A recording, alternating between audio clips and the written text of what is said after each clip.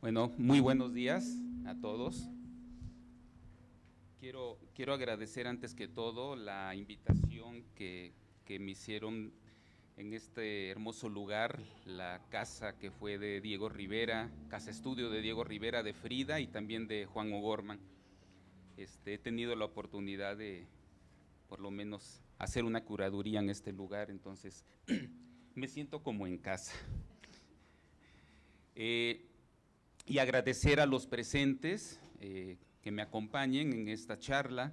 Y yo espero que al final de mi intervención, pues quienes tengan dudas, preguntas, lo hagan sin ningún temor, con toda libertad, porque a mí lo que más me gusta es el diálogo.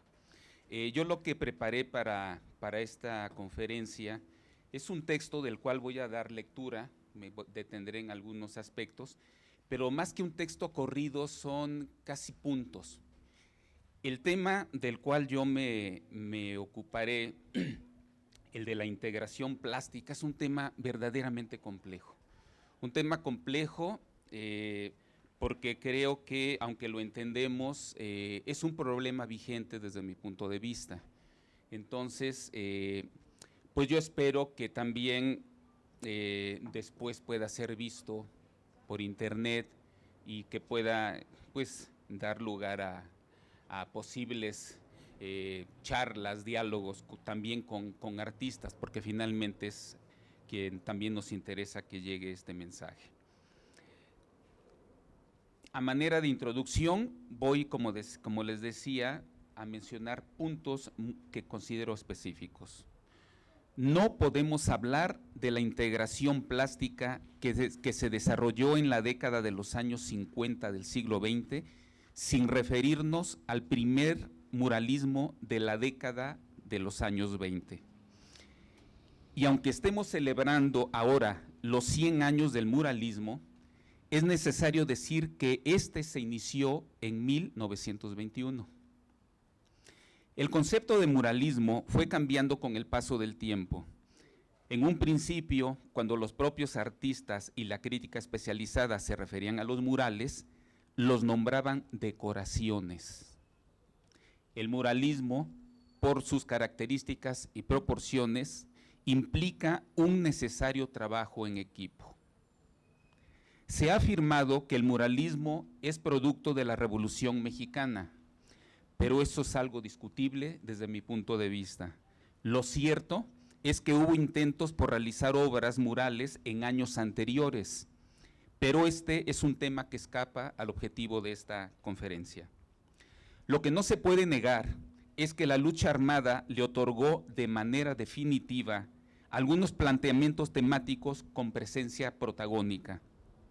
También es cierto que el arte producido después de la Guerra Civil, iniciada en 1910, nada tiene que ver con lo que se hizo previamente, ya no digamos del siglo XIX, sino incluso en los primeros años del siglo XX, en los que predominaban el simbolismo y el modernismo. El manifiesto del Sindicato de Obreros Técnicos, Pintores y Escultores, que fue dado a conocer en diciembre del 23 y publicado en junio de 1924 en el periódico El Machete, definió la necesidad de, comillas, socializar las manifestaciones artísticas y, comillas, exaltar el arte monumental por ser de utilidad pública, hasta ahí las comillas. De este modo, el manifiesto se convirtió en una guía del camino a seguir para los muralistas de los primeros años. A ello se agrega la práctica política de los artistas. Recordemos que la mayoría de ellos se unió al Partido Comunista Mexicano. El muralismo, también llamado movimiento muralista, es un fenómeno complejo inscrito en momentos históricos distintos, con políticas culturales gubernamentales de por medio y la participación de instancias privadas, además de sindicatos obreros como patrocinadores. Los artistas plasmaron sus versiones de los acontecimientos históricos y los modos de ver la realidad de su momento, además de los modos particulares de entender el arte. No hubo jamás una única visión. Y contrario a lo que se ha afirmado, tampoco hubo una imposición sobre los temas que los muralistas deberían desarrollar, aunque quizá haya algunas excepciones. El muralismo, para algunos artistas, se convirtió al poco tiempo en un arma política. Fue portador de mensajes, credos ideológicos, denuncias, así como un apoyo para las demandas de trabajadores y una vía para manifestarse contra personajes en el poder e instituciones. Esto le hizo cargar con un estigma por el cual el muralismo fue atacado, censurado, ocultado y hasta destruido. Por eso yo no puedo estar de acuerdo en esta idea que se repite de que el muralismo se oficializó. Características del muralismo inicial. Fue una obra realizada en el interior de edificios, en este primer momento. Las técnicas más frecuentes usadas por los muralistas fueron el fresco, la encáustica, el óleo y el temple, en ese orden. Sus protagonistas buscaron la integración siempre de la pintura a la arquitectura. Además, su objetivo fue lograr que el tema de sus murales tuviera una relación directa con las actividades que se desarrollaban dentro de aquellos edificios. Este principio se cumplió en la mayoría de los casos, en la mayoría. Las obras, además, fueron pintadas directamente sobre los muros. Pero años después se recurrió a bastidores, ya sea de tela o soportes, para diversos tipos de pintura, para que en un momento dado pudieran ser transportables, retirados y llevarse a otro lugar. Esta fue, de hecho, una alternativa del muralismo de los primeros años. Algunos ejemplos.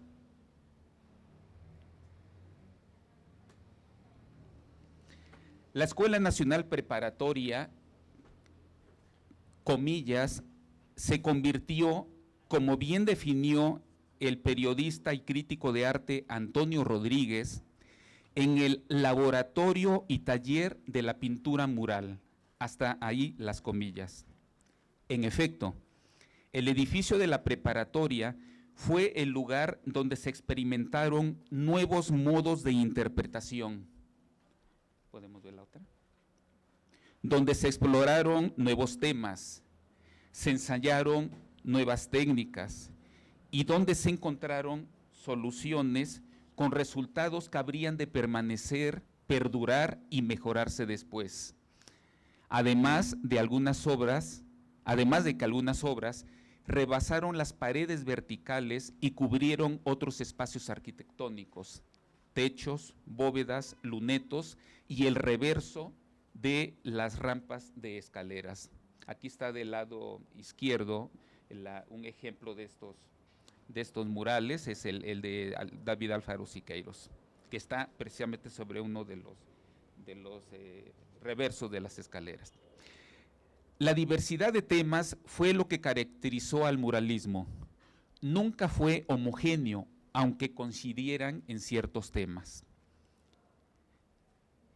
El mural Canto a la tierra y a los que trabajan y la liberan, en la capilla de Chapingo de Diego Rivera, es, a mi parecer, el ejemplo por excelencia de integración de la pintura a la arquitectura. Una obra que incluyó además tallas en las puertas de acceso a partir del diseño del propio Diego Rivera. Del lado derecho ustedes pueden ver la puerta diseñada por Diego, pero realizada la talla por el escultor Abraham López Jiménez. El muralismo comenzó a expandirse a finales de los años 20 y los 30 fuera de la Ciudad de México, siempre y cuando se presentaba la posibilidad a los artistas de realizar obra en ciudades del interior del país. Por ello, el hecho de que el mayor número de murales se concentre dentro de la capital es meramente circunstancial. A esto debemos agregar la proyección del muralismo en los Estados Unidos y en algunos países de Latinoamérica, reflejo de su efectividad. Ello explica, en parte, la atracción de artistas plásticos, fotógrafos, cineastas, músicos y escritores extranjeros hacia México. La integración de la pintura a la arquitectura. El reto de integrar la pintura a los espacios arquitectónicos, más allá de que fueran espacios nuevos o edificios antiguos, fue algo que siempre consideraron los muralistas. Pablo O'Higgins, el experimentado fresquista, aportó un testimonio relevante en relación con el mural que Diego Rivera hizo en la capilla de la Escuela de Agricultura del Chapingo, y en la cual además él fue ayudante de Diego. Cito palabras de Pablo O'Higgins: en 1927, cuando se terminaron los murales, la capilla de Chapingo conservaba las dimensiones y espacios que Diego consideró básicos para lograr la relación y proporción plástica de los muros. Poco después, se construyó sobre el piso un desnivel de madera de 30 centímetros aproximadamente. Cuando Diego, sigue diciendo O'Higgins, cuando Diego se enteró, desaprobó sumamente molesto la decisión que se había tomado. Con el desnivel que construyeron, se rompe la realidad plástica y visual de los muros. Es decir, se afectan las proporciones, se acorta la distancia y el espacio se reduce. Hasta ahí la cita. El mismo Pablo O'Higgins habló de la diferencia de realizar una obra de caballete y una obra mural. Vuelvo a citar a O'Higgins. Cuando se hace un mural de más de 4 metros de altura, no se dan dos pasos atrás para ver cómo va el trabajo. El muralista tiene que bajar del andamio, caminar y alejarse una distancia larga para comprobar si el color y el movimiento son los que quería lograr. Esta es parte de los testimonios que a mí me pareció muy importante incluir ahora para que se entienda la diferencia y dificultad de hacer una obra de caballete y de hacer una obra mural en espacios arquitectónicos. Porque muchos murales que se han hecho no se ajustan a esta ley, yo digo ley de la obra caballete, de la obra mural, perdón. Primera crisis del muralismo. En 1935, David Alfaro Siqueiros hizo una severa crítica a Diego Rivera en una conferencia que presentó en el Palacio de Bellas Artes. Como resultado, se desató una polémica en torno de sus posiciones políticas y sus expresiones artísticas, tanto formales como conceptuales, y derivó en una crítica al muralismo realizado de 1921 a 1925. Se habló también de la defectuosa preparación ideológica y política de los pintores que, en algunos casos, había servido más a los intereses demagógicos del gobierno que al de los obreros y campesinos, cosa que no era en realidad totalmente cierto.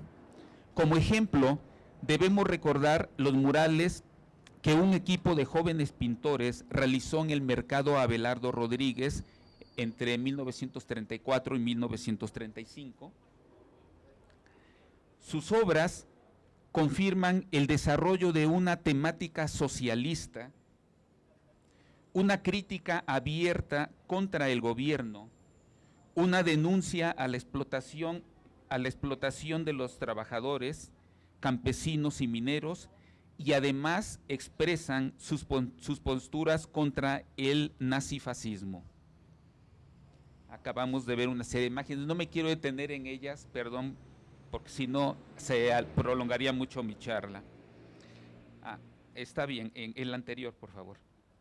Allí mismo, el escultor Isamu Noguchi, que es la imagen que estamos viendo del lado derecho, Isamu Noguchi, de origen estadounidense y ascendencia japonesa, realizó el primer relieve escultórico o escultura policromada que para mí es el antecedente de la escultopintura de Siqueiros, a la cual jamás Siqueiros hizo referencia.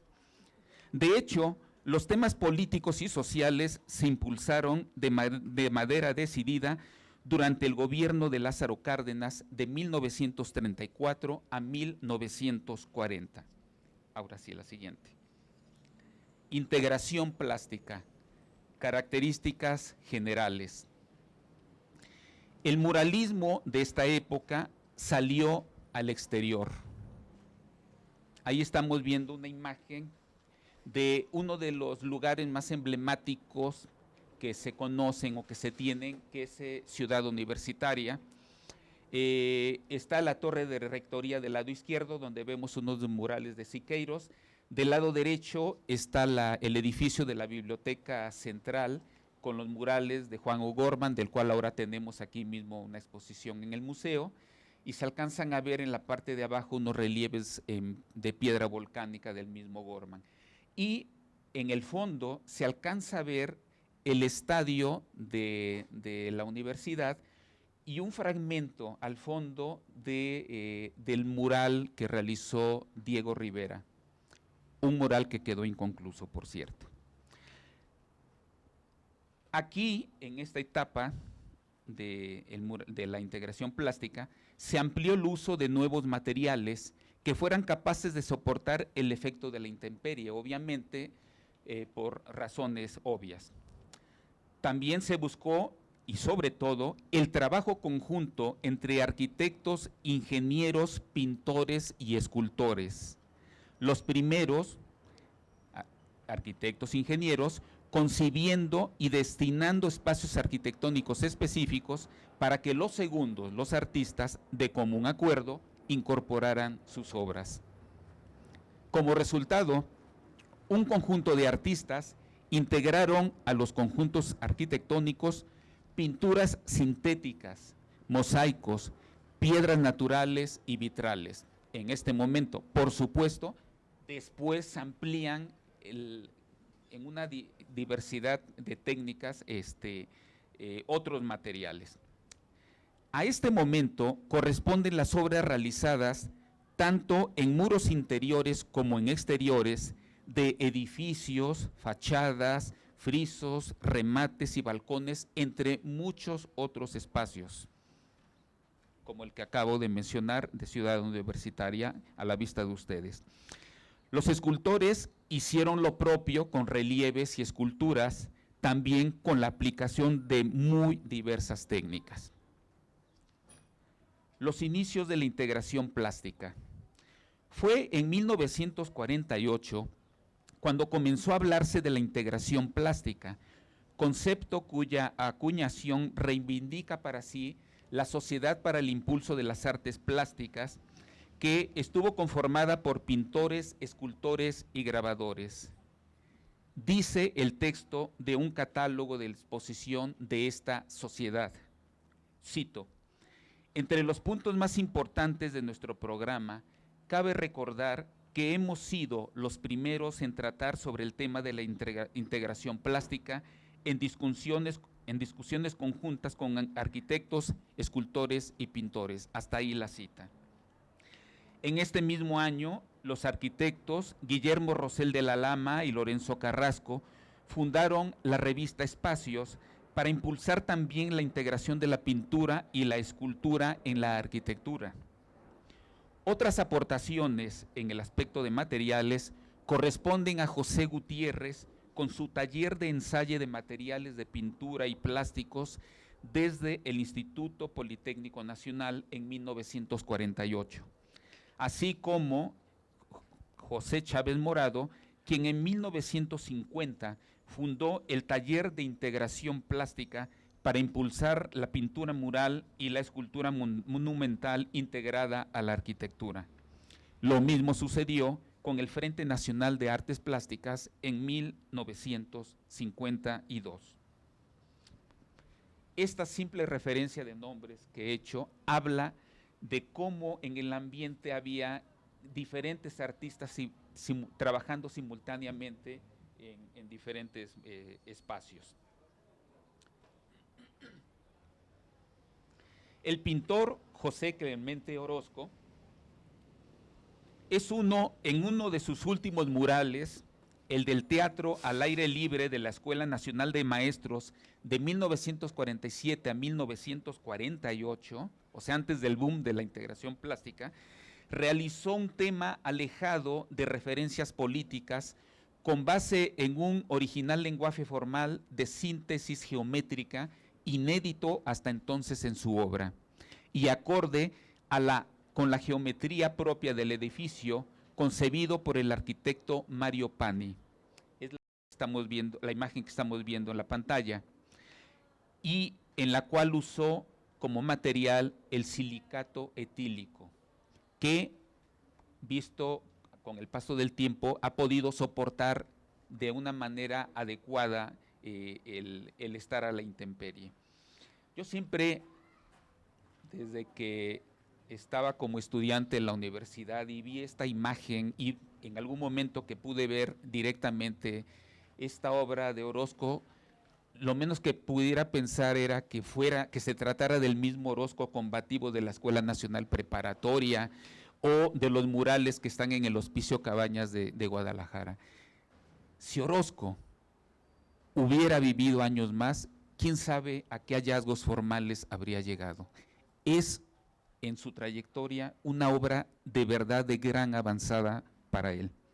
Bueno, pero aquí conviene hacer un paréntesis para dar voz al arquitecto Luis Ortiz Macedo, pues en su opinión, el conjunto arquitectónico de la Secretaría de Salubridad de 1929 a 1930, estamos hablando de 20 años de anticipación, representa, en sus palabras, un esfuerzo precursor de la integración plástica, pues allí, en fecha muy anterior al auge de la integración plástica, se conjugaron la pintura mural y las artes vitrales con obras de Diego Rivera.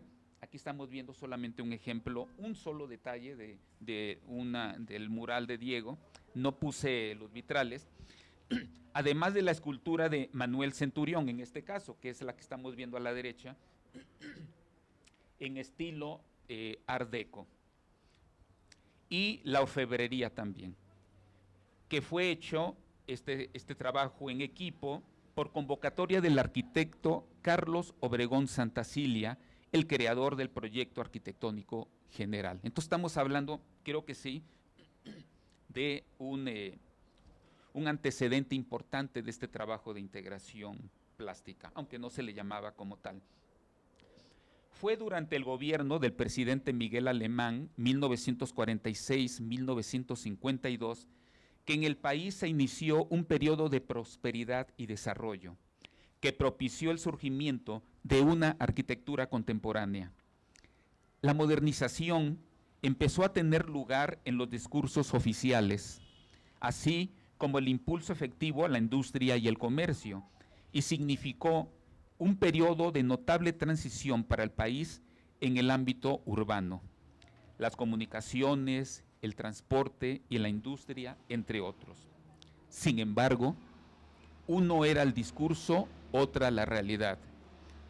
Desde mi punto de vista, la película Los Olvidados de 1950 de Luis Buñuel interpela en especial a sus detractores para advertir que los cinturones de miseria en la ciudad eran una realidad contundente, como es el caso de la zona de Nonoalco-Tlatelolco.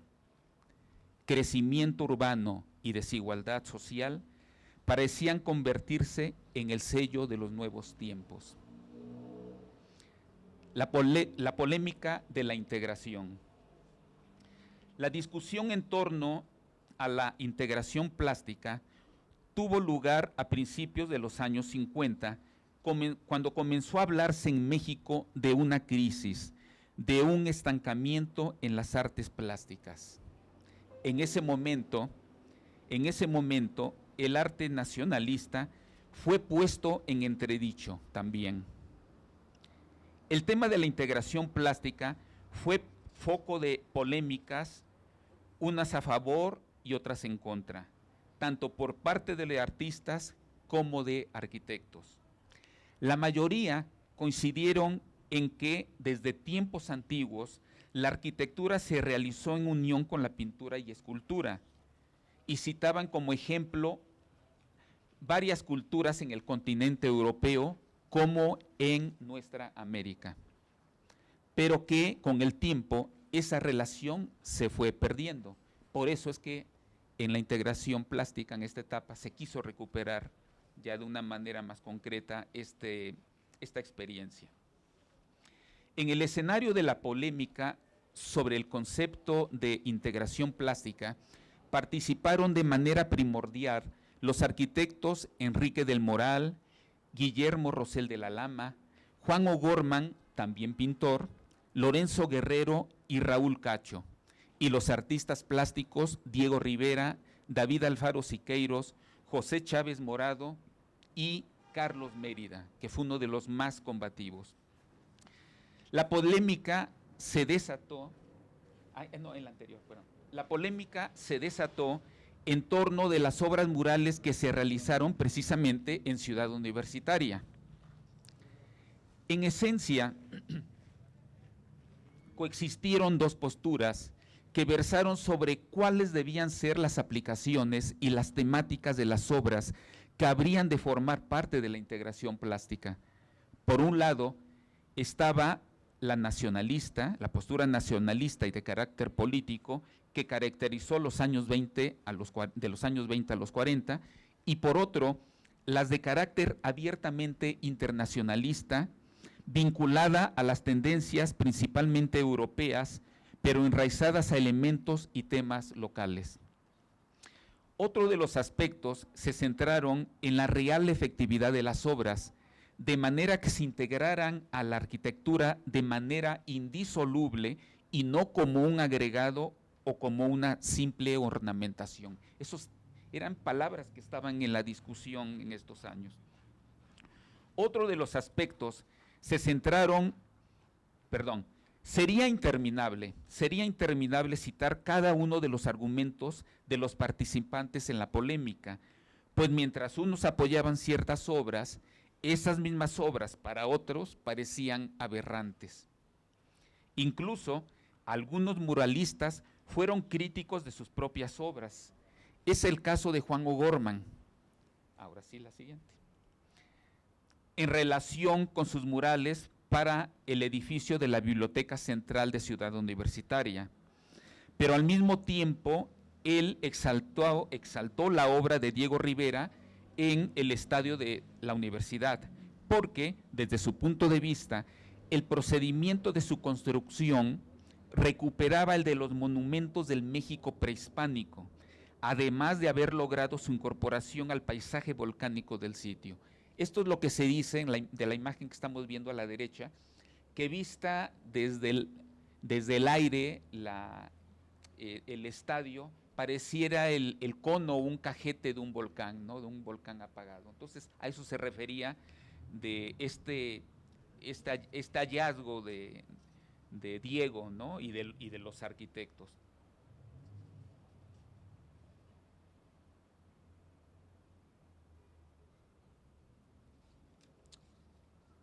Muy bien. Ya me perdí donde iba, disculpen, ya. Es tanta la información que me pierdo entre ella. Los resultados conseguidos en Ciudad Universitaria son muy diversos. No es lo mismo ver de lejos las obras que mirarlas desde dentro y desde diferentes perspectivas. El conjunto mural de Juan O'Gorman resulta mucho más interesante cuando se le observa en conjunto con los espejos de agua y los relieves en piedra volcánica. Y quise traer estas dos imágenes para que ustedes vieran efectivamente este efecto del reflejo de la arquitectura, que verdaderamente es muy interesante y es muy distinto a que vea solamente el bloque de Juan O'Gorman, que ha sido criticado no solamente por él, como lo dije, sino por mucha gente. Estos resultados a mí me parecen que dan un punto de vista distinto. Otro caso para ejemplificar es el multifamiliar Benito Juárez, donde Carlos Mérida trabajó con el arquitecto Mario Pani un nombre que vamos repitiendo constantemente porque fue uno de los arquitectos medulares de esta etapa. Lo que para Carlos Mérida fue su obra más ambiciosa de integración plástica, en lo cual coincidía un sector importante de la crítica del momento, entre ellos el artista y escultor Matías Geritz, mientras para ellos pues era algo muy importante, para David Alfaro Siqueiros era una obra, comillas, de tipo semifigurativo de la más palpable superficialidad, hasta ahí las comillas, con balcones, vuelvo a citar a Siqueiros, que parecen solo tapetes colgados hacia la calle. Como este tipo de comentarios había muchísimos, yo no me he querido detener en todo, porque de la verdad el anecdotario de esto sería motivo de una sola charla, ¿no? David Alfaro Siqueiros se pronunció a favor de la aplicación de, comillas, una nueva tecnología material y el uso de, otra vez comillas, nuevas herramientas, hasta ahí las comillas, que fuera acorde a la nueva arquitectura internacionalista. Pues, comillas, otra vez, las tradicionales por estáticas, por mecánicas en el sentido filosófico de la inercia, no corresponden, decía Siqueiros, ya no corresponden a los espacios activos de una arquitectura activa, de una arquitectura en que la concepción de las formas geométricas ya no sería inerte, sino dinámica en un grado máximo. Un ejemplo representativo en el caso de Siqueiros es un mural para el vestíbulo del auditorio del Hospital de la Raza de 1952 a 1954, en el cual logró consumar sus ideas en torno a la poliangularidad que venía trabajando desde obras anteriores y muchos años atrás. No sé si quienes están presentes no conocen esta obra de Siqueiros, entre muchas otras, pero esta en particular, sería bueno que se dieran una vuelta al Hospital de la Raza. Es una obra verdaderamente impresionante, porque si uno se pone en un extremo de este vestíbulo, mira la obra y después camina y se pone en el lado opuesto y mira la obra, es como si fueran dos obras distintas. Es un ejemplo de poliangularidad verdaderamente impresionante. Bueno, hay otras obras que ejemplifican el trabajo acertado de integración plástica, pero ahora quiero referirme a la obra de Diego Rivera, El agua, origen de la vida, de 1951, que realizó en el cárcamo del río Lerma, ubicado en el bosque de Chapultepec de la Ciudad de México, en coordinación con el arquitecto Ricardo Rivas. En esa obra, el muralista guanajuatense logró una verdadera integración pictórica a un espacio arquitectónico inusual, el depósito de distribución de agua, y la ejecución de un relieve con la figura de Tlaloc, deidad asociada al agua y la lluvia, para una fuente monumental al exterior de ese mismo sitio. Lamentablemente, la pintura utilizada no funcionó como se esperaba, pero las fotografías que se conocen, con el efecto de la pintura en el agua es por demás sorprendente.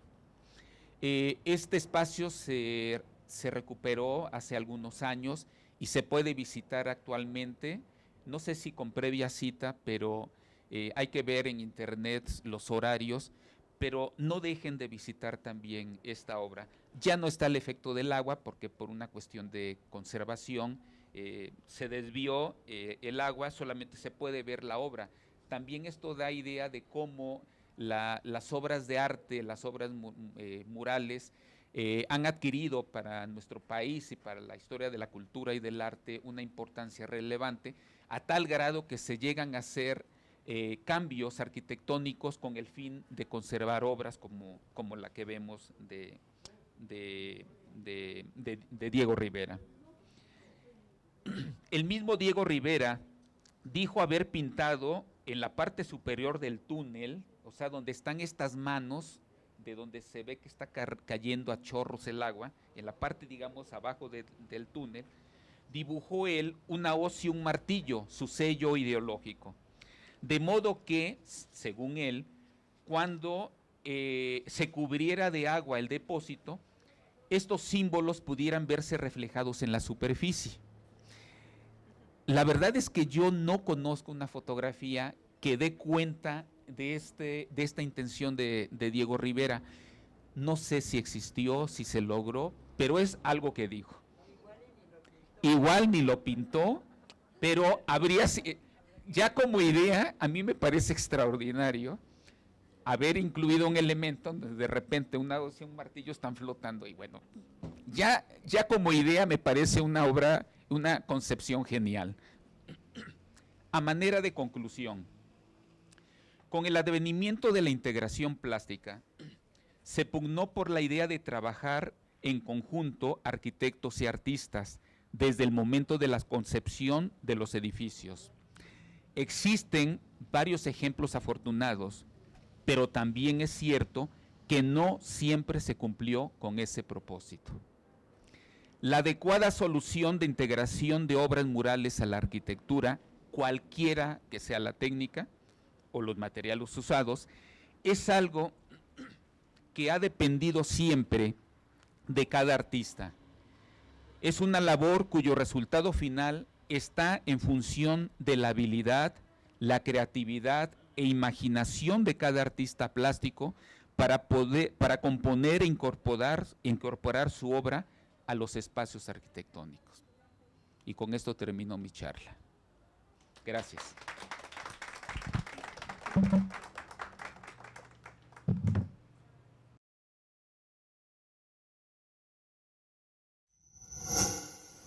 Gobierno de México.